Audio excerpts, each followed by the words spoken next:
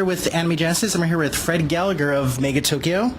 And so the first question I wanted to ask you is that you've been doing Megatokyo for like a long time. I mean, 10 years, 11 years. Yeah. 10. Last year was sort of the 10th year anniversary. So. Yeah. So I mean, you've been doing it for a long time. So what are you most proud of with Megatokyo so far that you've achieved? I'm not proud of any of it.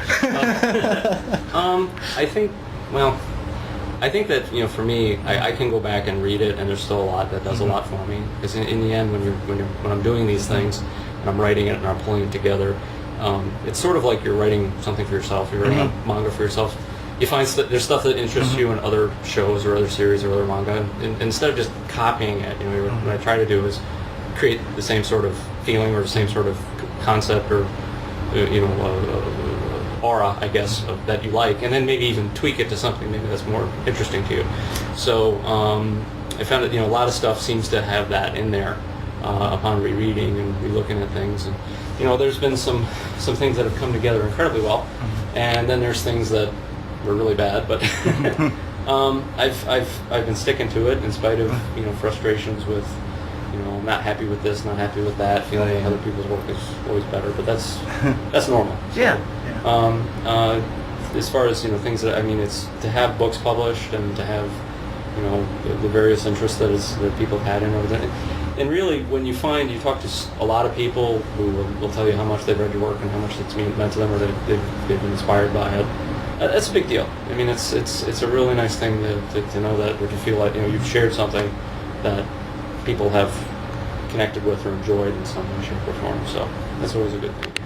That's something that I'm proud of, I guess I would say. Yeah, because like I actually read Megatokyo for a really long time. I mean, since you probably first started. I mean, and it's kind of funny because Megatokyo in a way started my fandom into like anime and stuff. Because I was kind of into anime, a little bit, but like it was just like it was actually funny because Megatokyo kind of exposed me to a bunch of different things, and especially a lot of your rants actually introduced me to a lot of anime and stuff. Well, some of the stuff was still, I wouldn't say underground, but just sort of on the side. It wasn't not many people. It wasn't as mainstream in many ways, and it sort of starts with the basic fantasy of a fan who discovers it. And I discovered it years before.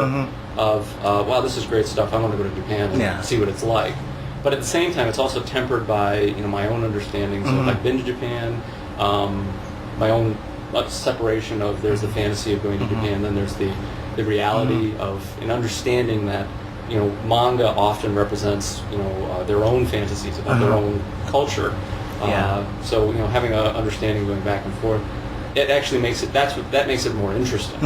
So I try to sort of, that stuff sort of has a tendency to come up, and to sort of learn a lot about yourself in your own writing process and things like that. So and a lot of stuff like dating sims. I mean, that was something that people were like, what the heck are those? These days, people are far more about it than I do. And things change too. I mean, like for instance, I've seen the anime market, the games go in directions I didn't like, wasn't happy with, so I wasn't interested. And then things would swing back another way. It all depends. But it always, there's always that thing that people are just like, oh, anime, oh, isn't that like all porn? No, it's not. It really, it's the emotional, emotive content in a lot of anime, whatever. Even if it's got those other elements to it, that's the stuff that interests me, and also probably interests many other people who are really into it.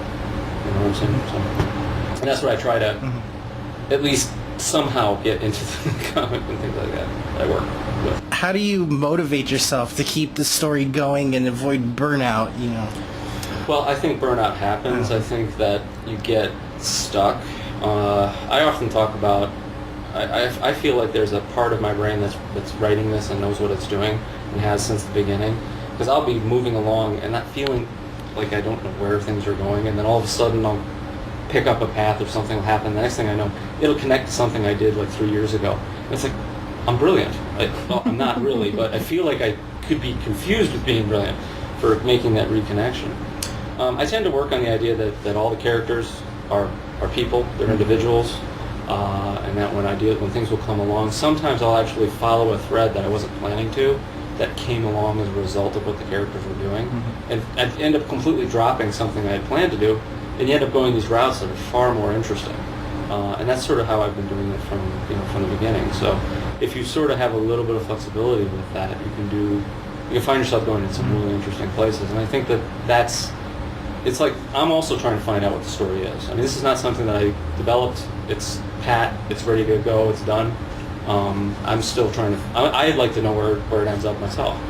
Like for instance, with Largo and Erica, right from the beginning, Erica was the pairing for the Largo character. Not in a million years did I see that as being feasible. But as the story popped along, I'm like, well, are they going to end up sort of being a possible couple or not? I don't know. We'll let them tell me. And over time, as I put them in this situation, and I was surprised that it actually worked out. Shocked, actually.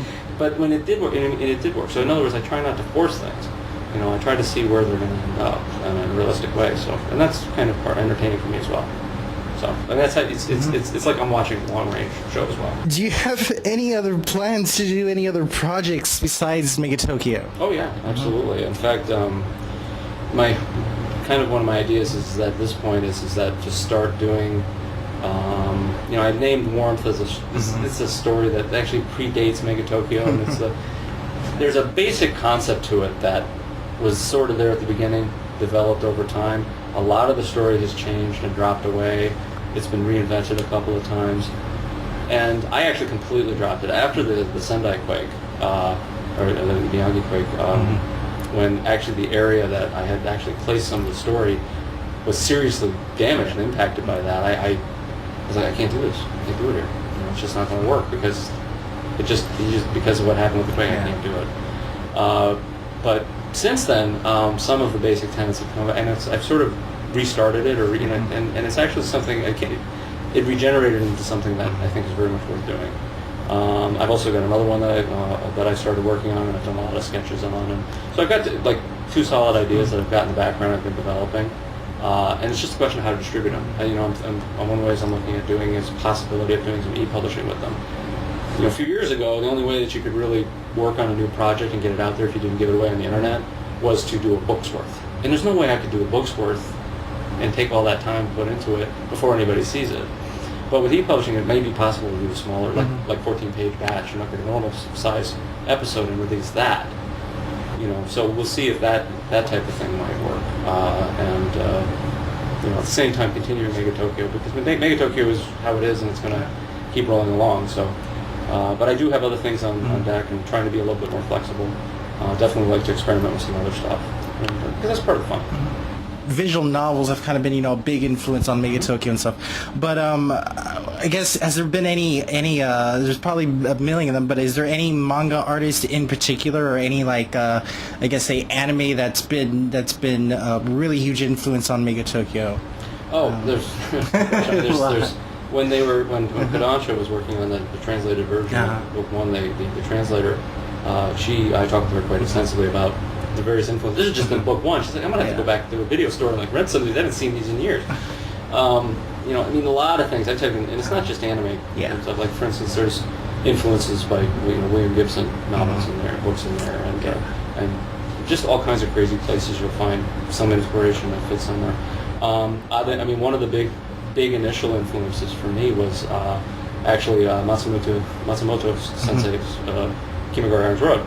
So that's why he's here at the show. Yeah. It's like, okay, this is cool, because that was actually the first anime I ever got into. There was a trailer on the back of Urusei Yatsura DVD, and I'm like, oh, it's Urusei Yatsura, it's good. But then it's like, I have to get this, I have to watch this, And then eventually I got on the internet, and it's like, there's a TV series for this, This was back when it was still Rec Arts Anime, it was all newsrooms. But I was also really influenced by Fujishima Kyosuke, the Amagatas artist. Also Yuzo Takada from Sazana's 3x3 Eyes, which seems odd, but that one had a big influence on me artistically. And over the years, there's been a lot of things, anything from Akamatsu Ken's work to there's just so many really, really good artists that you just have this desire to stick your hand in a food processor and just be done with it, compared to see how well some of these people draw. But you end up building your own style that it's what you can do, and sometimes it's not too bad. But yeah, there's definitely a lot of works that have influenced me. different flavors for different ranges too. So, but I'd say that those guys were probably my biggest influences, especially initially, and they've been augmented by others over the years. What's kind of your thoughts about fandom today, like the current state of fandom and anime and manga and all that? What's the old saying? The more things, the more things change, the more they stay the same in a lot of ways.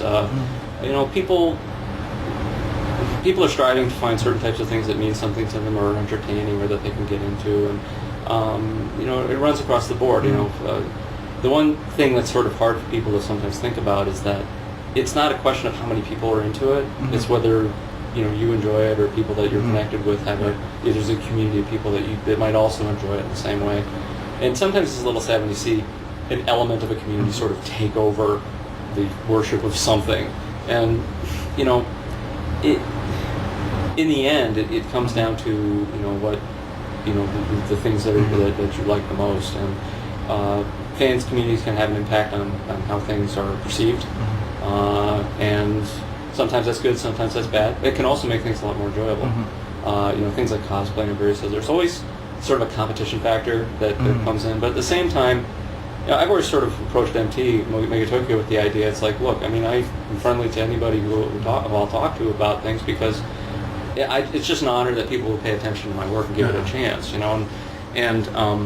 I certainly would never diss another artist and say you shouldn't do this because you're not as good as me. Like, I'd never say that, But the idea is that you don't have to be a professional to make this stuff. You just have to have the desire to do it and push yourself to do whatever, and you can do it. It can be done. It may not be what you're thinking. Yeah. But at the same time, and I think fan communities sort of drive people, because people who get passionate about things, they put energy into it. Sometimes that energy results in, it's just, stealing fan subs or whatever. Sometimes it's into producing, making a cosplay outfit. Sometimes it's into making their own comics or whatever. Even there's a lot of good things that come out of it. Even mixed with the things that may be questionable. It's all part of the community. Yeah. So, and I don't think that's changed. People come in, people go out, but at the same time, it's all still there. And people pick on anime fans, but it's like, nobody liked this crap when I was a kid, when I was younger. Yeah. So when I first got into it, and I don't care if anybody likes it now. Yeah. That's what it comes down to. As long as anime fans remember that, they're fine. I'm still here. A lot of people wanted me to go away for a long time, but it's a big internet. I'm not hurting it, right? Yeah.